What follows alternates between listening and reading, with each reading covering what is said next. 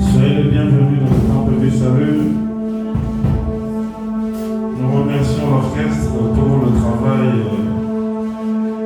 extraordinaire qu'il est en train de faire. Nous vous prions de vous asseoir au nom de Jésus-Christ. Bien-aimés dans le Seigneur, le thème de ce matin, c'est « Il te dira ce que tu dois faire ». Amen. Il te dira ce que tu dois faire. Le « il » dont il s'agit, c'est bien le Seigneur. Amen. Amen. Le Seigneur te dira ce que tu dois faire. Bien-aimé, dans sa vie et toute sa vie, le chrétien est appelé à faire la volonté de Dieu, de suivre le plan de Dieu dans tout ce qu'il entreprend, et cela sans exception. Mais bien-aimé dans le Seigneur, faire la volonté de Dieu, ce n'est pas facile. Amen. Amen. Ce n'est vraiment pas facile. La Bible dit qu'il a un plan merveilleux pour chacun d'entre nous depuis le ventre de notre mère. Mais faire la volonté de Dieu n'est pas facile. Suivre le plan de Dieu est difficile. Ça demande des sacrifices. Mais il y a de mauvais enseignements qui nous font croire que la vie chrétienne est facile. Il y a de mauvais enseignements qui nous font croire que dès que tu as reçu le Seigneur Jésus-Christ comme Seigneur et Sauveur, que la vie devient facile. Bien-aimé, c'est ce dont la Bible appelle un nouvel évangile. Amen. Amen. Parce que la Bible nous dit réellement que c'est le chemin rocailleux. C'est le chemin étroit. Les alines à passe. Amen. Amen. Mais avec les nouveaux enseignements, on nous dit que soyez mis Christ comme Seigneur et Sauveur, tout devient facile. Et on vous fera même croire que comme ça ne marche pas, donc ce n'est pas la volonté de Dieu. Amen. Amen. Il y a beaucoup de gens qui ont entrepris des choses, voire même des fiançailles. Et c'était difficile, le début était difficile, voire même des mariages. Mais il y a quelqu'un qui viendra vous souffler à l'oreille, ma soeur. Aujourd'hui, on a dit que les animaux à la note.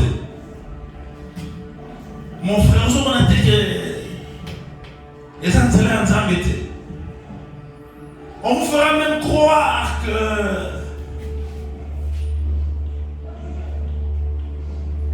un pasteur qui n'est pas béni financièrement n'est pas de Dieu. Amen. Amen. Le chemin rocailleux. Amen. Amen. Bien-aimé, laisse-moi te dire, ici au temple du salut, nous prêchons la vérité. On doit vous dire la vérité que ça passe. Ce n'est pas une route où tout devient facile, où tout devient glorieux, non. C'est un chemin par lequel vous allez rencontrer beaucoup de difficultés et malheureusement, beaucoup ont abandonné. Étant sur le chemin rocailleux, à la première difficulté, on est venu lui dire, papa, normalement, on les a embêtés.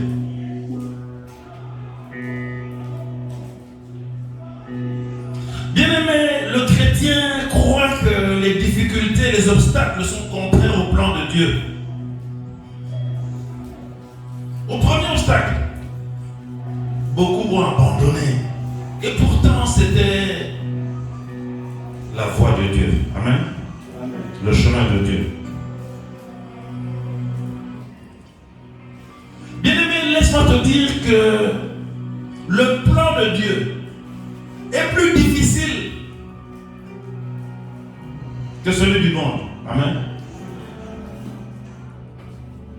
Dieu fait quelquefois passer les gens à travers la route ténébreuse, à travers les difficultés. Alors, pour suivre suivre un chemin, il faut être sûr d'être dans la volonté de Dieu. Amen.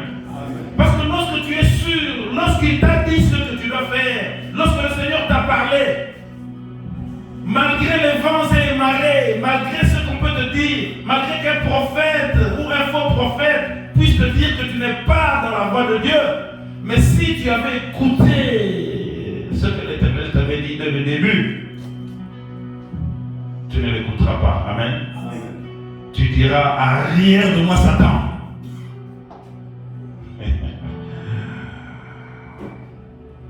Bien-aimé, le chemin de Dieu, c'est le chemin étroit, c'est le chemin rocailleux, c'est le chemin des difficultés. Mais mon frère, ma soeur, toi qui m'écoutes ce matin, laisse-moi te dire que Dieu te connaît. Amen. Amen. Et il a un plan merveilleux pour ta vie. Tu te crois peut-être abandonné, tu te dis peut-être que Dieu m'a oublié, tu te poses la question, qu'est-ce qui se passe avec moi? Pourquoi tant de problèmes? Pourquoi tant de difficultés? Pourquoi les gens qui ne croient pas au Seigneur vivent une vie de facilité? Et moi qui vis une vie de sanctification, je suis dans la difficulté.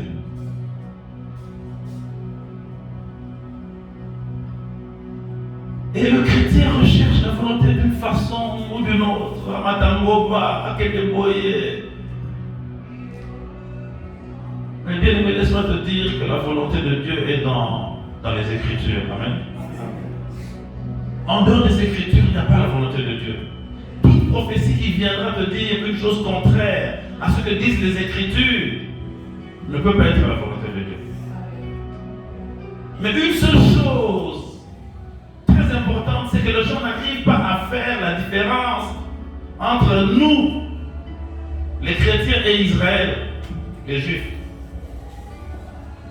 Quand les gens sondent les Écritures, ils vont puiser dans l'Ancien Testament, qui regorge de promesses faites pour les Juifs. Bien-aimé, si tu veux connaître la volonté de Dieu pour ta vie, nous vivons l'évangile de la grâce. Et la grâce a commencé après la mort de Jésus-Christ, après la résurrection de Jésus-Christ. Non, la mort de Jésus-Christ. Amen. Amen. Jésus-Christ lui-même, quand il était en vie, il vivait l'Ancien Testament. Jésus-Christ lui-même, quand il était en vie, il vivait le judaïsme. La grâce n'existait pas. La grâce est venue avec sa mort et sa résurrection. Sans plus tarder, nous allons lire dans le livre des Actes des Apôtres, Acte 9. S'il y a quelqu'un qui peut nous lire la parole de Dieu, Acte 9, du chapitre 1er au 6e. C'est un verset que j'ai prêché des centaines de fois et le Seigneur me convainc toujours de revenir dessus. Je ne sais pas si je l'ai déjà prêché ici. Mais partout où je vais, je prêche ce verset car c'est un verset primordial dans la vie de quelqu'un. Amen. Acte chapitre 9, du verset 1er au 6e. Acte 9, du 1er au 6e verset. Je lis la parole du Seigneur. Cependant, Saul, respirant encore la menace et les meurtres contre le disciple du Seigneur, s'est rendu chez le souverain sacrificateur. Il lui demanda des lettres pour le synagogue de Damas, afin que s'il trouvait des partisans de la nouvelle doctrine, hommes ou femmes, il les emmène liés à Jérusalem. Comme il était en chemin et qu'il approchait de Damas, tout à coup une lumière venant du ciel resplendit autour de lui. Il tomba par terre et il entendit une voix qui lui disait « Saul, Saul, pourquoi me persécutes-tu » Il répondit « Qui es-tu, Seigneur? Qui es-tu, Seigneur » Et le Seigneur dit « Je suis Jésus que tu persécutes. Il te serait dur de grimpait contre les aiguillons. Tremblant et saisi d'effroi, il dit, Seigneur, que veux-tu que je fasse? Et le Seigneur lui dit, lève-toi, entre dans la ville, et on te dira ce que tu dois faire. Amen. Amen. On te dira ce que tu dois faire. C'est notre thème de ce matin. On te dira ce que tu dois faire. Cependant, Saul, respirant encore la menace et le meurtre contre les disciples du Seigneur, se rendit chez le souverain sacrificateur, lui demanda des lettres pour les synagogues de Damas, afin que s'il trouvait des partisans de la nouvelle doctrine, hommes ou femmes, il les amena liés à Jérusalem. Bien-aimés, lorsqu'on ne met pas la volonté de Dieu, on peut faire n'importe quoi. Amen. Amen. Lorsque Paul a demandé des lettres pour arrêter les chrétiens, il croyait être de la volonté de Dieu. Amen. Il croyait faire la volonté de Dieu. Azalaki Moutmalam, c'était un religieux. Il suivait sa religion, le judaïsme. Amen. Amen. Sa religion lui demandait d'arrêter les chrétiens qui étaient une nouvelle doctrine. C'est pourquoi quelquefois, quand les gens mélangent le judaïsme au christianisme, moi ça me fait mal.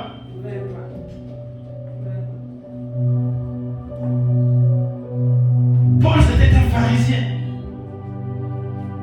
Et il croyait bien faire. Pour lui, il était convaincu que c'était la volonté de Dieu d'arrêter les gens qui amenaient une nouvelle doctrine. Pour eux, le christianisme, c'était une nouvelle doctrine. Alors il fallait arrêter ces gens-là. La volonté de Dieu. Il croyait faire la volonté de Dieu. Paul n'était pas un criminel. Il ne cherchait pas à tuer les gens. Il voulait juste faire la volonté de Dieu. Alléluia. Amen. Il croyait faire la volonté de Dieu. Comme il était en chemin et qu'il approchait de Damas, tout à coup, une lumière venant du ciel resplendit autour de lui. Waouh! Une lumière. Bien aimé, ça m'étonne que jusqu'à ce jour, il y a des gens qui cherchent encore la lumière. Il y a des chrétiens qui cherchent que la lumière vienne. Et il y a même d'autres religions où l'on représente un saint homme avec la lumière au-dessus. Mais bien aimé, comment voulez-vous que la lumière soit au-dessus puisque la lumière est au-dedans de vous? Vous avez cru au Seigneur Jésus-Christ, le Seigneur comme Seigneur et Sauveur, et il est au-dedans de vous. Vous n'avez plus à attendre une lumière venant de l'extérieur. Vous n'avez plus besoin de voir la lumière tomber sur vous. C'était avant la grâce.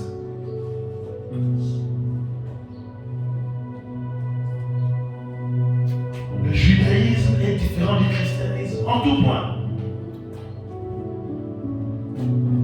Dans l'Ancien Testament, il fallait voir la lumière à l'extérieur. On suivait même la lumière. Mais nous avons la lumière au-delà de nous. Nous avons le Saint-Esprit au-delà de nous. On n'a plus besoin de voir la lumière tomber sur nous. Et quelquefois, je suis choqué, comme j'aime bien le dire. Lorsque l'on entend les gens chanter Saint-Esprit descend sur nous, Saint-Esprit descend sur nous. Bien aimé, comment voulez-vous que le Saint-Esprit qui est déjà au-dedans de vous descende sur vous?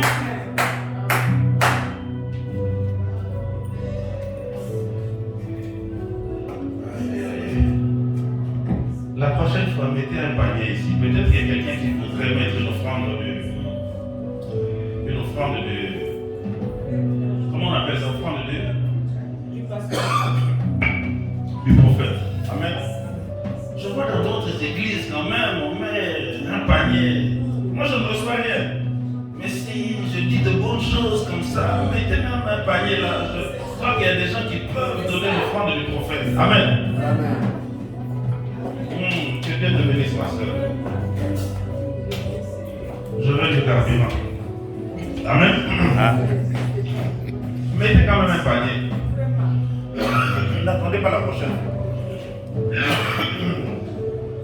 Chaque fois qu'il y a quelqu'un qui prêche, dorénavant mettez un panier. Même si c'est le pasteur, même si c'est quelqu'un, mettez un panier. Quand il dit de bonnes choses,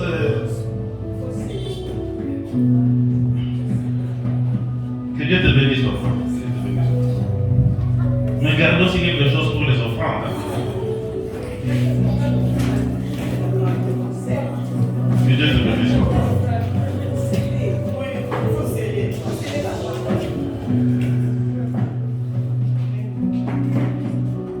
On a dit, comme il était en chemin et qu'il approchait de Damas, tout à coup une lumière venant du ciel resplendit du ciel. Il tomba par terre et il entendit une voix qui lui disait: Saul, Saul, pourquoi me persécutes-tu? Bien-aimé, on n'a pas dit qu'il entendit la voix du Seigneur. On a dit qu'il entendit une voix. Amen. Amen. Le discernement. Amen. Amen. Discernement. Beaucoup de gens attendent des voix. Beaucoup de gens entendent des voix et appliquent directement sans discernement. Très attention, le discernement. Très important, le discernement. Que Dieu te bénisse, maman. Est-ce que vous discernez les esprits? Il suffit qu'on vienne te rapporter une prophétie pour que ta... Pour moi, Noé Beba. Sans discernement. Parce que même ça qui gagne. Parce que même ça qui gagne. Un prophète m'a dit, une sœur m'a dit, Saul a entendu une voix. On n'a pas dit que c'est la voix du Seigneur. Mais c'est la voix du Seigneur. Amen. Amen. Il a entendu une voix qui lui dit: Saul.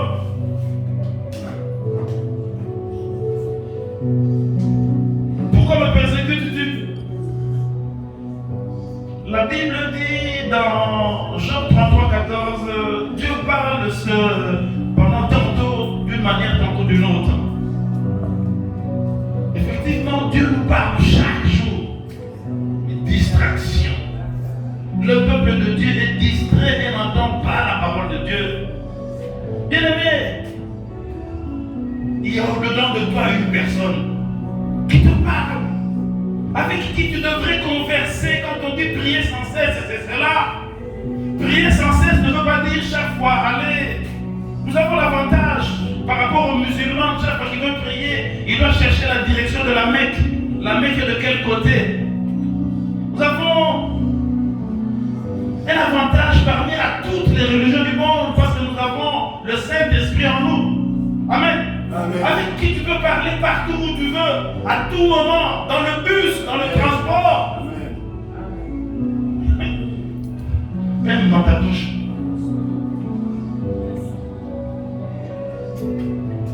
Quand on dit prier sans cesse, c'est cela. Parce que prier, ça veut dire parler avec Dieu. Ne croyez pas que prier sans cesse, c'est vous qu'un Bien-aimé, tu n'as même pas besoin de t'agenouiller pour parler à Dieu. Il est en toi. Sans cesse. Je me rappelle à l'époque où tu sois en permanence dans la Papa Jean. Je crois qu'il est assez rare que le pasteur Jean ou les autres personnes m'aient vu en train de prier. Et beaucoup se demandaient, mais papa, ça me raté ou bien dégané. Alléluia. Amen. Bien aimé, moi je prie sans cesse. Amen. Le Saint-Esprit est en moi. Je n'ai pas besoin de m'agenouiller, je n'ai pas besoin de faire quoi que ce soit. Mais je lui parle sans cesse. Amen. Tous les gestes cérémonieux peuvent être importants à certains moments. Amen. Mais quand tu es quelqu'un qui prie sans cesse, quand tu es quelqu'un qui parle avec ton Dieu, tu as une relation avec le Saint-Esprit. Tu n'as plus besoin de t'enfermer, tu n'as plus besoin de t'agenouiller, tu n'as plus besoin de faire un geste cérémonial pour que les gens sachent que tu pries.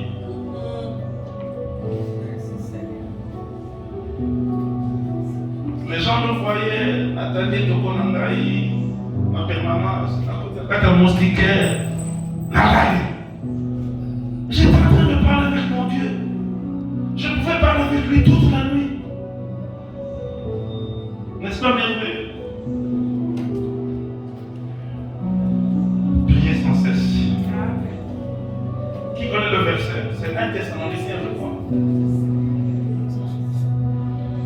On verra ça après. On disait, Dieu parle tantôt d'une façon, tantôt d'une autre, mais on dit, prends point garde. Et lorsque Saul entendit la voix qui lui parla, c'était un pharisien. Pharisien ne m'a pas n'accepte pas. Ngoulougoul, à tous les qui es-tu? Amen. Bien, mais est-ce que quand on te dit quelque chose, tu te poses la question de savoir qui est celui qui te parle? Ou bien tu acceptes n'importe quelle prophétie? Saul, qui était un pharisien, un théologien, pose la question à la voix. Qui es-tu? Dorénavant, lorsqu'on te rapporte une prophétie, tu n'as pas besoin de crier, tu peux dire intérieurement, qui es-tu? Et celui qui est à l'intérieur de toi te répondra et dire, ce n'est pas moi, c'est le diable qui te parle. Amen. Amen. Quand on te rapporte quelque chose, quelqu'un qui a où tu sais qui voit, oh frère, namoni dit oh frère, namoni boye. Pendant qu'il parle, pose la question au Seigneur qui est en toi et dis-lui, Seigneur, parle-moi. Est-ce toi qui me parles? Est-ce que cela vient de toi? Amen. Il répondit, qui es-tu? Et le Seigneur dit, je suis Jésus, celui que tu persécutes. Amen. Amen. Bien aimé, 1 Jean 4, verset 1 dit ceci, n'ajoutez pas foi à tout esprit. Amen. Amen. Mais éprouvez les esprits pour savoir s'ils sont de Dieu, car plusieurs faux prophètes sont venus dans le monde. Amen. Amen. Bien aimé, laisse-moi te dire que nos églises sont pleines de faux prophètes. Amen. Et l'objectif du faux prophète, c'est de te dérouter, c'est de te sortir de la voie de Dieu. Tu étais sur le bon chemin, malgré les difficultés, malgré le chemin rocailleux, malgré qu'on a la permanence, malgré qu'on soit ce qui nini. Une fois, il venait te dire que les hommes étaient théodiques, sans discernement. Amen. Amen. Éprouver les esprits. Dorénavant, bien aimé, éprouver les esprits et la meilleure façon d'éprouver l'esprit, c'est de demander à l'Esprit Saint qui est en toi. Amen. Amen. Alors, tremblant et saisi d'effroi, il dit, Seigneur, que veux-tu que je fasse? Wow. Bien aimé, as-tu déjà posé la question, Seigneur, que veux-tu que je fasse? Ou bien tu veux que le Seigneur fasse ce que toi tu veux? La plupart du temps, quand nous entendons les requêtes à l'intercession, nous voyons que la personne, au lieu de demander au Seigneur, que veux-tu que je fasse? La personne vient présenter son projet au Seigneur. Au lieu de demander au Seigneur, Seigneur, quel est ton plan pour moi? Parce que le Seigneur a un plan pour chacun d'entre nous.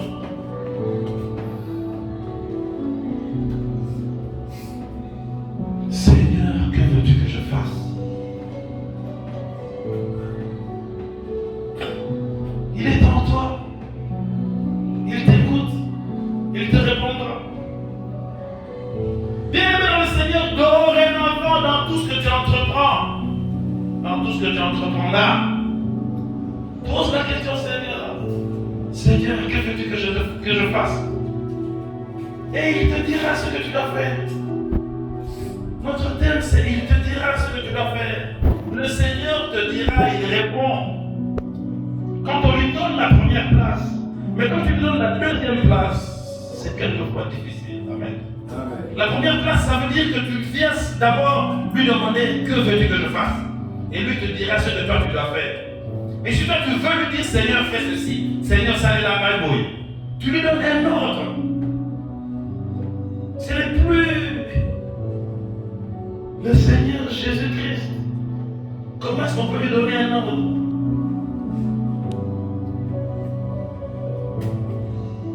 Bien-aimé dans le Seigneur, dorénavant, chaque matin quand tu te lèves, parce que le Seigneur a un plan merveilleux pour toute notre vie, mais non seulement pour toute notre vie, mais pour chaque journée. Amen. Amen. Chaque jour, le Seigneur a prévu quelque chose pour toi. Chaque matin, quand tu te lèves, demande-lui, Seigneur, ce matin, aujourd'hui, ce soir, que veux-tu que je fasse? Et il te dira ce que tu dois faire. Alléluia. Il te dira. Ne débute pas ta journée avec ton propre plan. Débute ta journée avec le plan du Seigneur. Amen. Amen.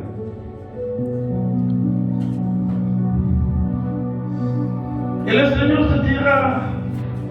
Non. Alors, tremblant et saisi d'effroi, il dit, Seigneur, que veux-tu que je fasse? Et le Seigneur lui dit, lève-toi, entre dans la ville, on te dira ce que tu dois faire. Amen. Amen. On te dira ce que tu dois faire. Mais c'est lui-même qui te dira. Mais bien aimé, quelle que soit la réponse, elle ne peut pas être contraire à la parole de Dieu. Elle ne peut pas être contraire aux Écritures, comme je l'ai dit tout à l'heure. Pour nous les chrétiens, les Écritures, si vous voulez connaître la doctrine destinée à nous les chrétiens, ce sont les épîtres. Il y a les évangiles, il y a les épîtres. Les épîtres, il y était des lettres écrites par les apôtres destinées aux Juifs, destinées aux chrétiens. Les épîtres, ce sont des lettres qui n'ont peut-être des fois même pas besoin de prédication. À l'époque, on ne prêchait pas. On prenait la lettre écrite par Paul aux Philippiens, on venait, on la lisait. C'est déjà toute une prédication, c'est la parole de Dieu. Parce qu'aujourd'hui, à défaut de lire la parole de Dieu, on la transforme selon nos sentiments, selon nos besoins. Amen. Amen.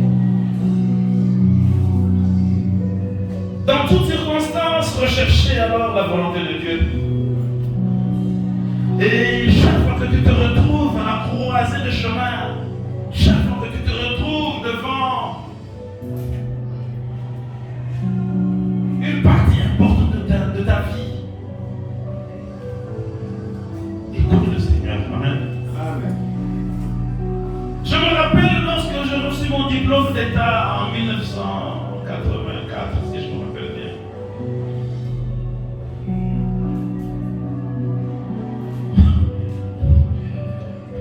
Mon père me dit, je vais t'inscrire à la première promotion de l'UPC.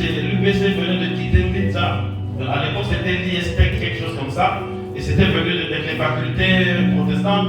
Et quand ça avait commencé à l'UPC, mon père qui était professeur, parce que mon père a enseigné, la plupart des pasteurs que vous voyez protestants, mon père les a enseignés. Je l'ai su dernièrement, le jour où j'ai prêché à la cathédrale. Il y a le président de l'église protestante qui est venu me saluer, le président Bokunoa, qui est venu me saluer et dit, ah, cher fils, je suis très content. Ton père m'a enseigné. Félicitations. Amen. Amen. Alors mon père voulait que je sois pasteur. En 1984, moi pasteur. Imaginez-vous, 1984.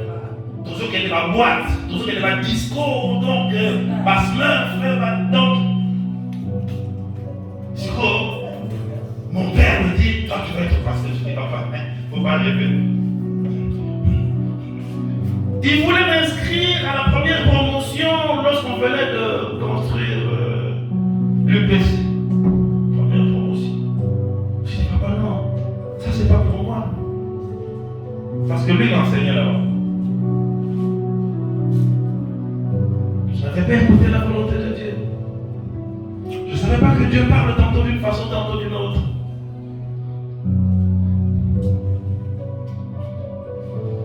Il y a quelqu'un qui m'écoute. Et je citerai son nom. Sam. Tu te rappelles quand tu étais en Angola? Papa t'a envoyé une Bible. Il avait dit que tu seras pasteur. Et je ne sais pas ce que tu attends. Dieu te regarde. On a mis surtout ça dans le mouvement.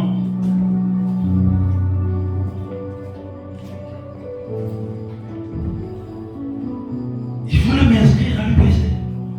Parce que lui l'enseignait là-bas. Mais bien aimé, lorsque quelqu'un regarde mon CV, on regarde ce monsieur n'est pas normal. Amen. Amen.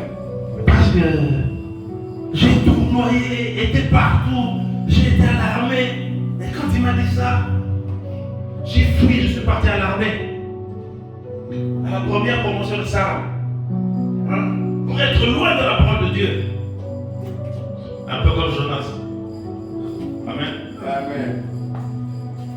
Je suis revenu, je suis parti travailler chez CIB dans l'aviation. J'ai fait des formations, je suis entré dans l'aviation. J'étais au campus, je tournoyais, mais l'UPC m'attendait. Je suis parti travailler à la Banque Centrale, je suis parti travailler à la Banque Mondiale. J'ai fait 30 ans après. C'est 30 ans après que j'ai fait la théologie. Amen. Amen. Pourquoi? Parce que je n'avais pas écouté, je n'avais pas su écouter la volonté de Dieu. 30 ans après.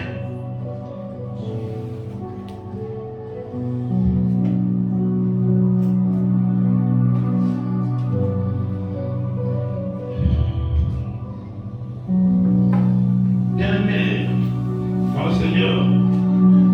Et toi qui m'entends, qu'est-ce que le Seigneur t'a dit? Et toi, qu'est-ce que le Seigneur t'a dit au sujet de ta vie? Et toi, qu'est-ce que le Seigneur t'a dit au sujet de ton travail? Lui a-t-il posé la question, Seigneur, que veux-tu que je fasse? Au lieu de continuer à tournoyer en rond, à chercher, as-tu déjà écouté la voix du Seigneur à propos de tes fiançailles?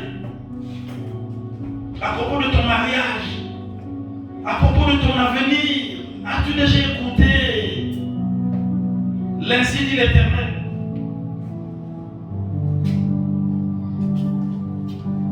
Avec beaucoup de discernement.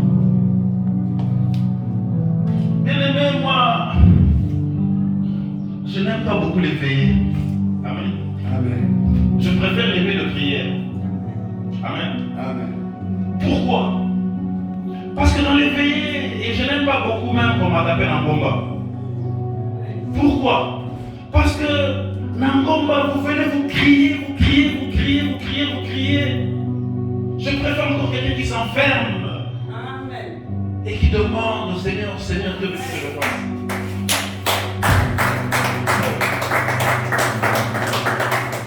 Ngomba est à m'embêter. Parce que dans Ngomba, il y a aussi des prophètes qui peuvent dire ainsi dit l'Éternel. Amen. Amen. Est-ce qu'il y a des prophètes parmi nous? Ainsi dit l'Éternel. Je parlais des nuits de prière. En nuit de prière, le Seigneur souvent peut te parler directement.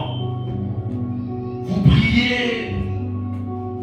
Et vous n'avez même pas besoin de crier. Et vous dormez. Amen. Amen. Vous dormez jusqu'au matin. Vous pouvez prier pendant 1 heure ou 2, puis jusqu'au matin vous dormez. Vous vous réveillez à 5 heures du matin et vous recommencez la prière. Et chacun essaye de se remémorer qu'est-ce que le Seigneur lui a dit. Amen. Amen. Et lorsque vous allez dormir, on va prier pour que le Seigneur parle à chacun de sa vie. Amen. Amen. Pour que le Seigneur dise à chacun ce qu'il doit faire.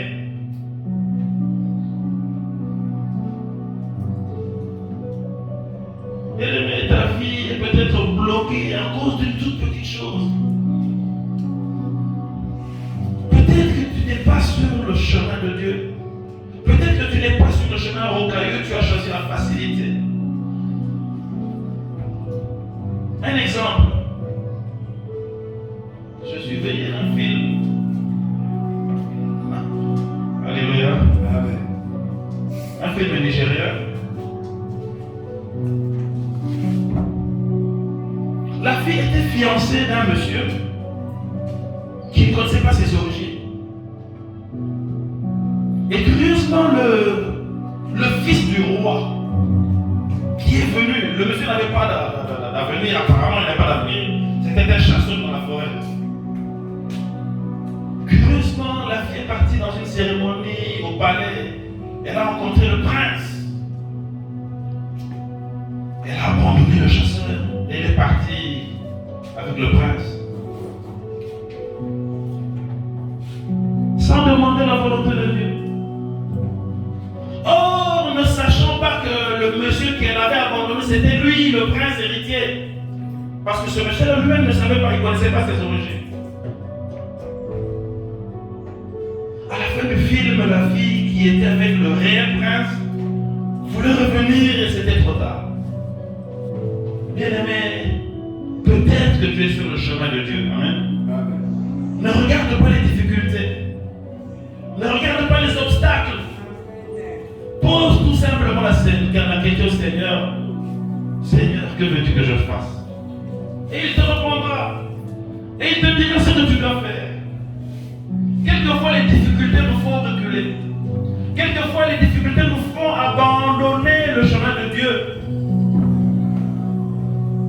Parce qu'on n'a pas posé la question au Seigneur. Parce qu'on n'a pas pu discerner la prophétie de la personne qui est venue nous parler à l'oreille. Que ce soit pour tes études. Moi, c'était pour mes études. Je me suis entêté. J'ai dit non, moi, je ne ferai pas la théologie. Que ce soit pour ton mariage. Que ce soit pour ton travail, tes finances, ton avenir. Même le matin, quand tu vas sortir, même quand tu es sur la route, bien aimé, moi j'ai l'habitude, quand je suis sur la route, je marche à pied. Je demande au Seigneur de m'indiquer le chemin. Amen. Amen. Priez sans cesse.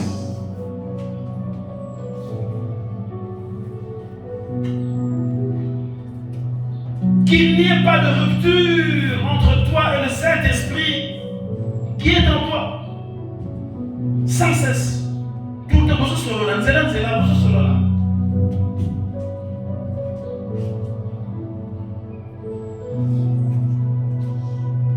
Bien aimé, à partir d'aujourd'hui, tu dois cesser de vivre par hasard.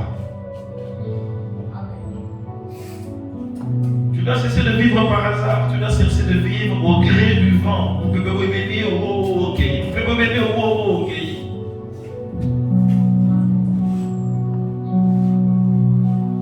Invoque le Seigneur et il te répondra. Jérémie 33:3 dit ceci: invoque-moi et je te répondrai, je t'annoncerai de grandes choses, des choses cachées que tu ne connais pas. Bien-aimé, qui les a compliquées. La voix sucrée, lactée. C'est sûrement. Tu te dis que c'est sûrement Nzela Malam et moi. Quand tu regardes ta vie, tes espoirs perdus, tu regardes la vie de tes amis qui sont en train de réussir, tu te dis, ah, je me suis trompé. Pose la question et il te dira ce que tu dois faire.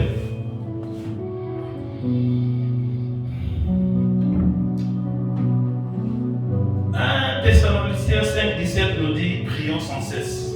Amen. Et Proverbe 29:18 dit quand il n'y a pas de révélation, le peuple est sans frein. Mais bien aimé, dans tout ça, il faut avoir le discernement. Amen. Pendant que l'orchestre va nous chanter une chanson, nous allons prier afin que le Seigneur révèle à chacun ce qu'il doit faire. Amen. Afin que le Seigneur révèle à chacun là où il est arrivé aujourd'hui, ce qu'il doit faire. Là où tu es, tu peux fermer les yeux ou pas. Tu peux t'agenouiller ou pas. Mais parle au Saint-Esprit qui est en toi. Et il te dira ce que tu dois faire.